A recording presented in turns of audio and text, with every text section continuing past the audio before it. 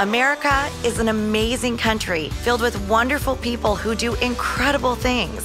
But too often, the media and liberal politicians ignore big parts of our nation and the people who make it work. So I'm speaking with leaders and policymakers who deal with real problems every day. I'm Ronna McDaniel, and this is Real America. Today, I'm going to be speaking with my good friend, Chicago Cubs owner and former RNC finance chair, Todd Ricketts. We're going to cover everything from the left's attacks on freedom of speech to the 2022 election landscape and, of course, baseball. I'm so excited today to have a really good friend of mine on our podcast, Real America. Welcome, Todd Ricketts. Oh, thanks for having me here. I'm super excited to be here. I'm so excited. This is our new studio. What do you think of it? It's unbelievable. I love it. I love it. I love it. I love it. So we'll get into how you and I know each other because you're just such a great friend of mine. I think you're an amazing person, but you're here for a reason, and I want to share a little bit of your story. But let's start with where you grew up and your family. You're from Nebraska. I know. It's I always say I'm not from Nebraska. It's not where I'm from. It's who I am. Yeah. And because Nebraska has a certain way of thinking. People in Nebraska have a certain way of thinking, and really, my story is pretty simple. We grew up in Omaha, but my parents grew up in a small town outside of Nebraska, outside of Omaha, Nebraska City.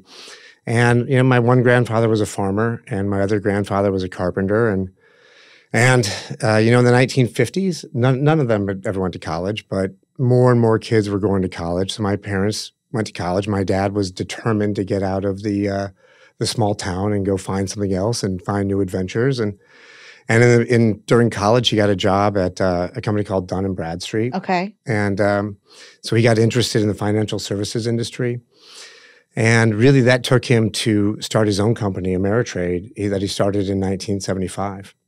And did you move from Nebraska City to Omaha to do that? He went to college in Omaha. Both my parents went to college in Omaha.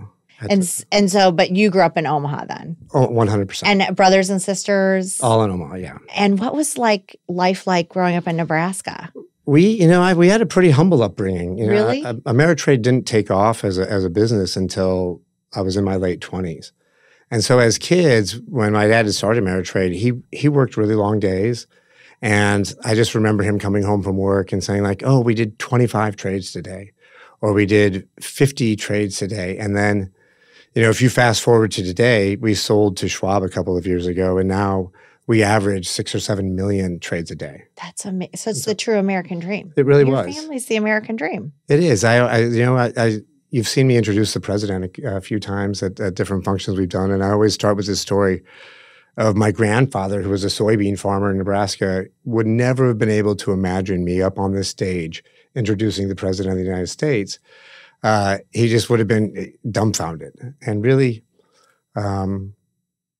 it's just kind of this. I love that story. But I have heard you say that. But you're really close with your parents and your family. You're a really tight unit. What do you respect so much about your mom and your dad? And now as you've grown up, you saw what they built. But what are the qualities that really you admire most about them? Well, it's pretty simple. My mom's a lover of sports, which kind of comes out in all of us, surprise. And I always say, she taught us to be intense competitors on the field and kind and compassionate off the field.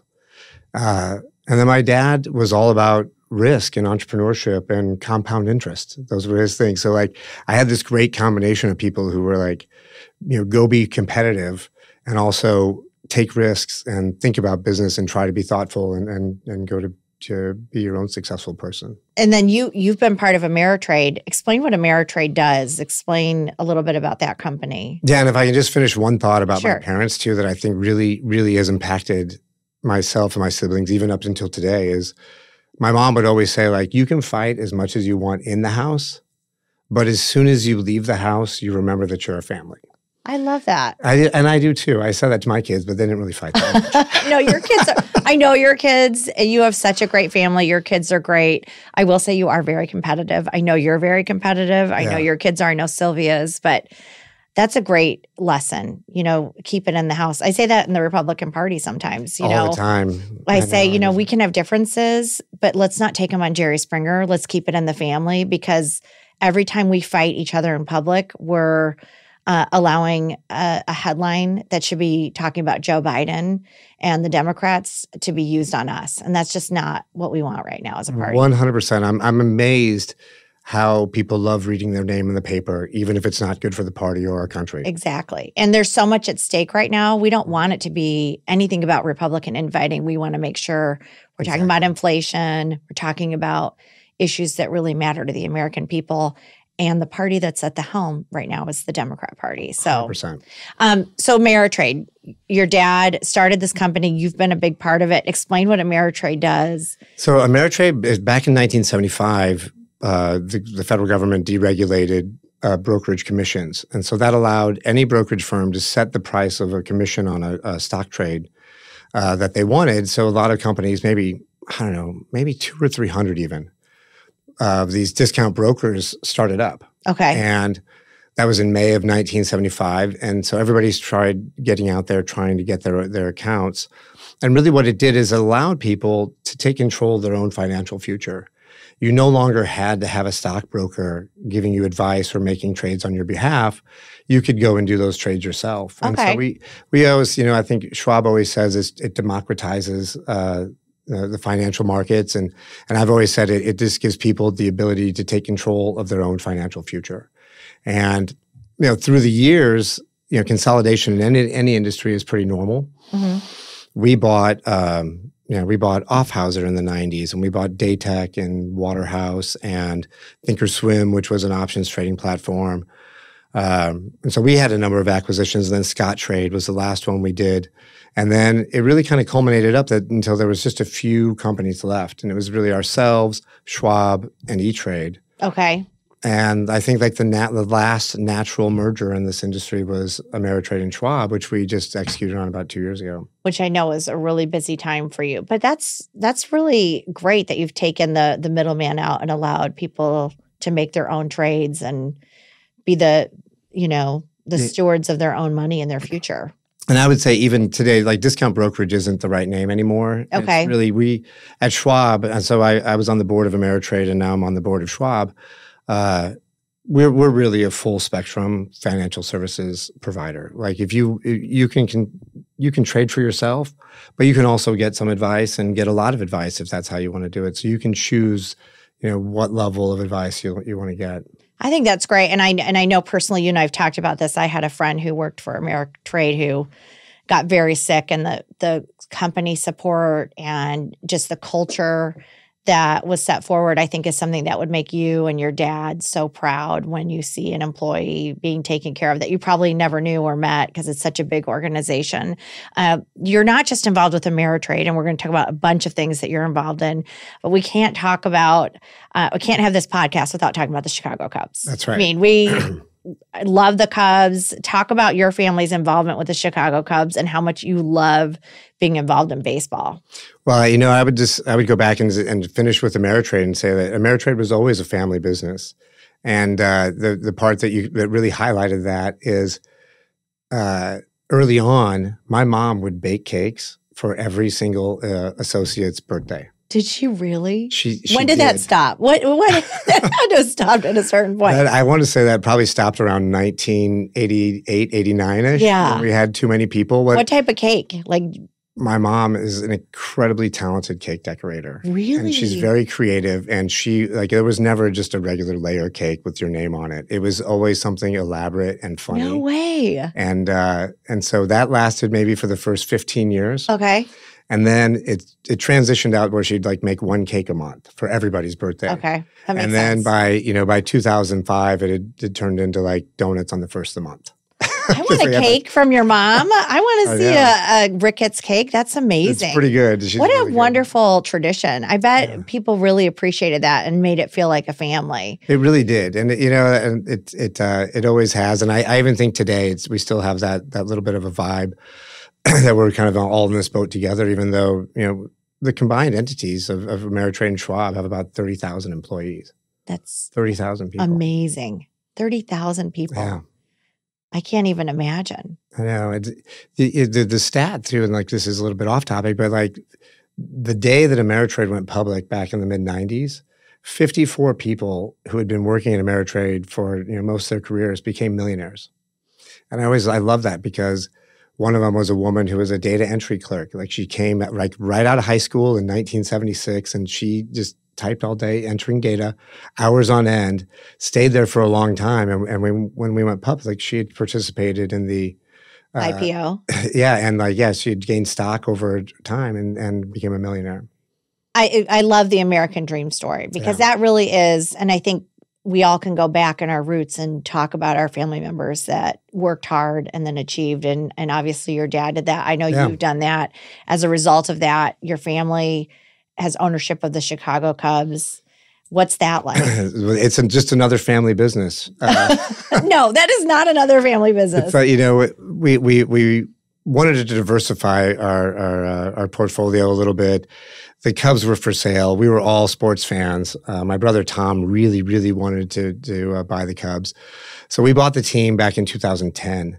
And it was great. It was like kind of taking all the things we'd learned from our parents and in the business world and applying it ourselves. And what we did is we bought the team. The team had not won a World Series in over 100 years. Yep. It didn't really win that much even during those 100 years. And we just took it like a normal business analysis and kind of broke it down. Like I compare it to a full house, like gut renovation. And then just ripped it down to the studs. Yeah. Yep. Step by, it was like, we started off with facilities. We built a new facility down in the Dominican Republic to help us sign and train young kids down in the Dominican. We built a new spring training facility in Arizona with the help of the city of Mesa.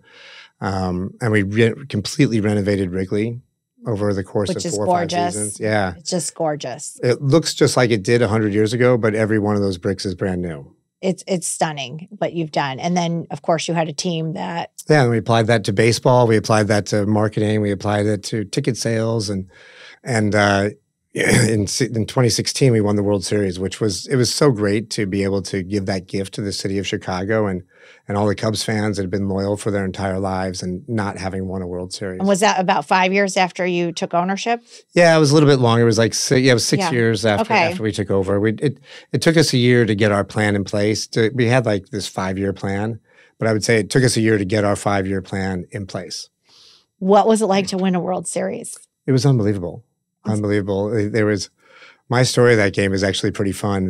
The Cleveland Indians had given us a bunch of seats that were separated. There was 4 seats right behind home plate. And then they gave us 10 seats right behind the Cubs dugout.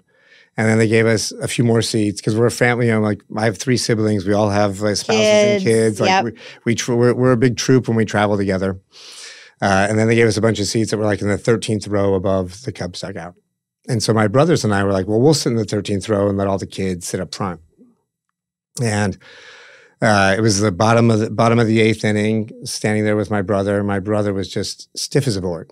Really? Nervous as all get out. Tom. This is Tom, yeah. And I kind of touched him in the arm and I said, hey, I think you can start to relax. It's 6-3 in the bottom of the 8th and with 2 outs.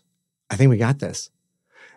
And literally 30 seconds later, the Indians hit a home run. The score is tied, and everything seems like it's falling apart. And I'm like, and so I hit him again. I always felt pretty good that we were still going to win that game. Okay. And I wasn't feeling the nerves. And I turned him like, well, we wanted to win in dramatic fashion, didn't we? I mean, like 6-3 would have been so boring. It would have been so boring. Yeah, I mean, like now we need a dramatic win. You want a good win, yeah. Exactly. And so they came back and... Yeah, we came back in the 10th inning and won, yeah. The 10th inning. And so how'd the family celebrate? Did you guys were you able to go on the field? Were you able to do that right after, even though you were in an away game? We were. We had the trophy ceremony down in the clubhouse, but it was raining. It was there was a rain delay, which actually kind of saved us because our players were able to get together and have a little conference and talk and say, hey, we're going to win this game no matter what. And then it rained again later after the game was over. And it kind of turned into chaos a little bit. I always would put a Ziploc bag in my pocket before games so that we're going to be decisive. Because if there's any champagne being sprayed, you don't want your phone to get wet. Oh, okay. Good tip. Good tip. Pro tip there. But I had forgotten my Ziploc bag. And so as I was walking into the clubhouse, I handed my phone to my wife. And over the course of the next couple hours, I just lost everybody. I'm and sure. I didn't have a phone. And then everybody was gone, and they'd all left like Progressive Fields and gone somewhere else. And so there I was by myself. It's pouring rain. There's no taxis. I can't call an Uber, and I'm about a mile from my hotel. What did you do? I walked. You walked in the rain in the pouring after winning the World Series. Yeah, I walked back to the hotel in the pouring rain, and these two guys were walking next to me, and this guy looks over and he goes, "Are you Todd Ricketts?" And I said, "Yes." He's like, "What are you doing?" And I'm like, "It's a long story. It's a long story." And so they were like, "Well, we're from Chicago. We came to watch the game and this and that." So we chatted, and then we stopped at this pizza place that was still open. By some miracle, it was amazing because it was like 1:45 in the morning in my mind. And this pizza place was still open, and went and got a slice of pizza and a beer. And I love that. That's very very you. That's very you, though. Because if people don't know you, you love to walk. Yeah. When we go to New York, you don't take cabs. You like to walk. So I'm going to switch to politics a little bit. Because you're obviously a family that's devoted to this country. You care deeply. You've lived the American dream. You love sports, which is baseball, the ultimate American pastime. But you're also heavily invested in politics. Your brother is governor of Nebraska. You've been heavily engaged. You were finance chair of the RNC, but beyond that, you've been engaged. What is it about getting involved in politics that drives you and made your family decide to get so interested in that? Well, I put it this way, and I'm going to start with having been finance chair. Yeah. And talking to so many people. When you're finance chair, you deal with the wealthier donors in the Republican Party. And one of the most fun things about doing that is you get to hear their backstory and their story of success in this country. And so many of them have, I always say, I tell my story not because it's the Americans, our story, it's because it's the American story. It is the American story. And everybody has this similar story of success in this country that we deal with in the finance at RNC. And it's this idea that they understand that there's a system in this country that allows people to work hard and get ahead. And they benefited from that. And so they give to the RNC to make sure we have good government, good policies that keep that system intact for the next person like them. It's never selfish. It's never about themselves. They understand they've been successful and that they're wealthy. And they want to keep the system that allowed them to become wealthy intact. And I would say my family got into politics for that exact same reason. We looked around and saw our country heading in a direction that was not friendly to business, that was not about low taxes or low regulation and not pro-business. And so we got involved back in 2009, 2010. And I think ending spending actually, if it wasn't, it was one of the very first super PACs created after the Supreme Court decision that allowed the super PAC world to kind of pop up. Yep. And so we've been involved since then. And like you said, my brother is the governor of Nebraska, and we've been supportive of Republican politics. I know you've been recruited a lot to run for office. You say no every time, but I know a lot of people have asked you to run for office. And I do want to talk about what you did with the RNC, but I want to talk about something else that you're working on right now that I think is so impactful. Mm-hmm. And one of the main reasons I wanted to bring you onto the podcast, because we have seen an unprecedented level of censorship coming from big tech. I don't know if you saw last week, we just filed an FEC report about a study that was found to show that Google puts about 70% of Republican emails into spam and less than 10% of Democrat emails into spam. This wasn't a partisan study. It was a scientific study done through North Carolina, which shows the bias. And you've started a new venture. Can you talk about what you're doing now on that front? Yeah, so this was a couple of years ago. I've always been suspicious of search engine results. Yeah. Because I type in something and I'm like, this isn't the result I expected. I feel like I'm getting information that is left-leaning and biased, and I feel like Google is kind of like trying to curate what I see and not just show me everything that I see. Which you're right, by the way. You weren't totally just suspicious, you were right. I think you're totally right. And so a couple of years ago, I started this project called FreeSpoke.com. And we started building a search engine. And the idea was to build a search engine that would not censor information, that would show you all the information so you can make decisions for yourself. And we kind of say we're trying to make search great again. We're trying to make search. We're trying to make search again. So how does it work? How do you go to freespoke.com? It's just freespoke.com as a website, and you go there, and there's a search bar just like there is on Google or Bing or anything. Or Yahoo. Yeah, exactly.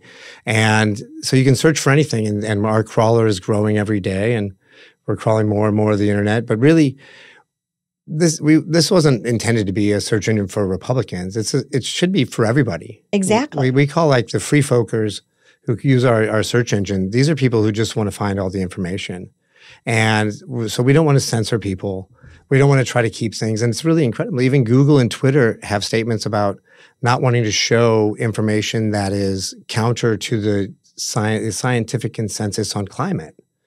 And I'm like, well, what is the consensus on climate? And I'm not like a denier or anything, but shouldn't we be able to see all the information that's out there and not have some 25-year-old kid at Google deciding what you should and should see? Yeah. Yeah. I mean, I think there's been a big wake up after what we just saw with Twitter in the election with the Hunter Biden laptop and what they did to suppress what we now know is relevant, truthful information that they absolutely hid and deplatformed anyone who brought up this credible issue. Yeah. You see someone like Elon Musk coming forward and saying the public square should have free speech, but you're ahead of that with FreeSpoke. It just took us a little while to build. I mean, we have a fantastic team of engineers working on this right now, and they're all great people. It's incredibly complicated to build a search engine. Now, that was the kind of surprise to me. I'm like, well, don't you just say like? It's been super hard. So we've been working on this for about 2 years, and we're just now starting to advertise ourselves and get ourselves out there and to launch try to drive. Exactly. I'm so excited about this because I am sick and tired of this lack of transparency and these algorithms and these backroom engineers with a political activist bent curating what I see in my searches, in my news feed. I'm capable of determining what I want to see for myself, put all the information up, and then I'll click on what I'm interested in.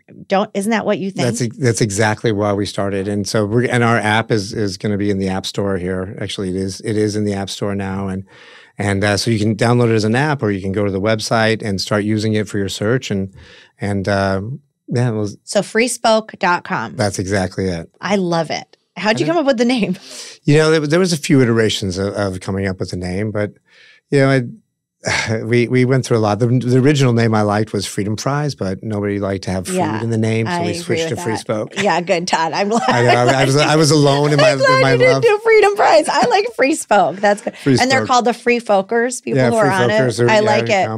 I like that. It's kind of got a Nebraska feel to it a little bit, too. Yeah, really. And I come at it from this point of view. Like, I don't think – I hate the way Google behaves.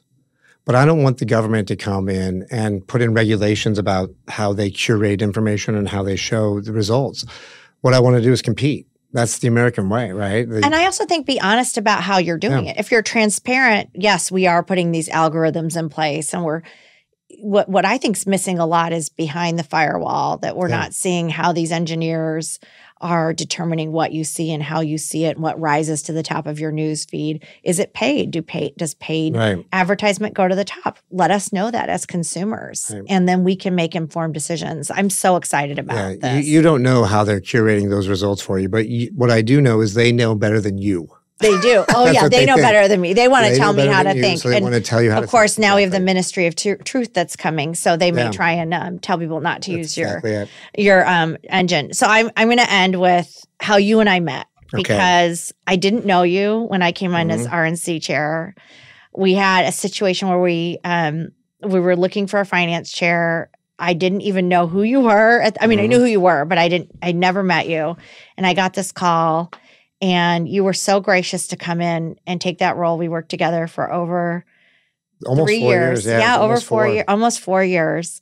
And what made you so willing to take on a job that you're not paid, you're volunteering, and you're willing to call people every day to ask them to support the RNC? Just Well, if I just want to step back a little bit and like this, just for the record, this is not a paid advertisement, but I'm going to gush on you a little bit. Okay, I don't want you to do that. I came in here and, I looked at you and you're like, here's a woman whose grandfather ran for president, whose uncle ran for president, your mom ran for Senate, ran for the Senate, who's been involved in politics her whole life and has this incredible grasp of the entire political system, from door-knocking grassroots politics in Michigan to being at the highest level of White House politics in our country. And I think that like your background experience is perfect here. And I saw this organization, it's run really well. Thank you. And so I like to gush on you and say like, you really have been so great for our party. And I walk around the building here and I think, gosh, Rana runs this place with all the compassion and caring of a mom from Michigan almost all the time, and sometimes with all the and sometimes not. Yeah, sometimes not. That is true. I said it a little bit wrong, but yeah. Yeah, I know what you mean. Sometimes I have to bring down the hammer. Exactly. I mean, we call it the velvet hammer, but that's exactly it. But so I was happy to join the team and be part of this. It felt good raising money for an institution was running well. The money was being spent well. And at the end of the day, I'm kind of a people person. I like to call people and talk to them on the phone. And really, I very rarely actually asked for money directly. It was really more about, finding out what was important to them about, about our country and in politics and kind of having those conversations. And in the end, people realized this is where they need to be. And then, I'm going to gush on you a little bit too, just because you're one of my favorite people I've ever met. And I mean that sincerely. I'm so grateful for what you do for our party and the FreeSpoke that you're doing. But I've gotten to know you. We don't get to see each other as much because we're out, we divide and conquer in these jobs. But now hearing the story about your mom making the cakes, you're that person. Todd always is thinking about the staff. Mm-hmm. We've got a lot of young, talented, wonderful people who work at the RNC who give so much of their time and their talent to our party and to our country. But Todd is always the one saying, how do we get you lunch or take you for pizza or what can I do to make sure that you're appreciated in this building? And that's a tribute to you. And now I know that it comes from your Nebraska roots. And your mom. Maybe. It maybe does. You would be the one baking the cake. I don't think you'd bake a cake. You'd bring like burgers. I can make cakes. I'm not as good as my mom, but I can make cakes. You'd bring some burgers. I've been on many chains. You're like, okay, I'm coming into DC. What does everybody want to eat? But you're just a truly, truly good person. And we are lucky to have you as a member of our party. I'd love to see you run for office. Candidly, I would love to see you do that. Never say never. Never say never. But beyond that, what you're doing in the tech space and what you've done the past 3 years at the RNC, you're not finance chair anymore right now, but you're always finance chair emeritus, right? I just think you're great. So thank you. If you were going to give one final piece of advice to people listening. Before you go there, I want to take that go ahead. And just talk about the other part about it is I love talking to people and making phone calls and raising money, but it was the team. I know you love the team. I love the team. They kind of took me in and treated me as one of their own. There was one woman who one day said something about me being her dad. I'm like, I could never be your dad because... And she thought for a second, she goes, because we're the same age. We're all 25 years old. We're all 25. We're all 25 years old and we work hard, we get the job done, and then we always find a little time for fun after that. Well, I think it's interesting that you come from an organization, Ameritrade with the team, but Cubs with the team, and then here you certainly turned it into a team. That's a talent and a skill set you have. Heading into 2022, what are your thoughts about the importance of this election and people getting involved and working hard to change the balance of power here in Washington? Yeah, I mean, it's every election we say this is the most important election We always ever. say it, right? Always say it, but gosh, look what's going on. The Biden administration, they're just a disaster top to bottom. And if I even set aside the Biden administration, it looks like that the void of leadership from President Biden and Vice President Harris it looks like Elizabeth Warren is kind of running the Democrat Party now. Yeah. And she's their voice, she's their leader, and mostly because she's the only one that can put together a coherent sentence. Yeah. But just because it's a coherent sentence doesn't mean that the content isn't troubling. And I mean, this is the year we need to all be involved and make sure everybody comes out and supports our candidates. We have a lot of a lot of contested primaries still going on, and really tough primaries. Tough primaries with great candidates. But the most important thing is that we get united behind whoever comes out of the primaries and make sure that we win in 22. I love that you said that, because you know how to field a winning team. Yeah. But I think there's a Toddism that you spoke earlier, or a Rickettsism, which is if we're having problems inside the house, let's keep it in the family. And on the field, we need to remember who we're trying to beat. And right now, we're fighting to save our country. So that's right.